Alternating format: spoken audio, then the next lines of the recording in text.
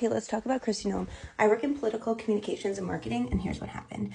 So Kristi Noem was fired as the secretary of DHS last week, and this actually started way before this hearing and viral moments. So right after she got confirmed, she took a trip down to El Salvador, where a photo went viral of her standing in front of a bunch of prisoners behind bars in kind of this dungy prison, and she was wearing a $50,000 Rolex watch.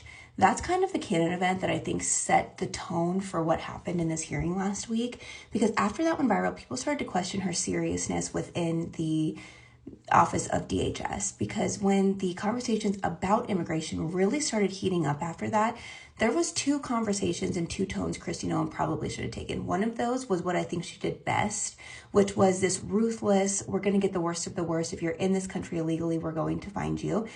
Which a lot of people actually liked that tone because we want to get the bad guys out. But there was another tone that she missed, which I think would have really helped her, which was the tone and the circumstances and the situations of generational families that have been here for a long time, but are in the country illegally. And so we have to take care of those situations. And actually, as a woman, she had probably the upper hand in this situation because women are automatically seen as more caring and empathetic. And that could have been a really good way to kind of tamper down the heat that was rising within this situation and kind of the immigration situation as a whole. But then the deaths of Renee Good and Alex Peretti happened. And this is where I think things really started unraveling for her, because right away, without an investigation, she went into saying that these people are domestic terrorists. And from a PR standpoint, that's not great. That's not great. And it was justified to be questioned during the hearing. And after that, comments like this started appearing all over the internet, that Kristi Noem basically cared about her aesthetics more than she cared about the job of DHS.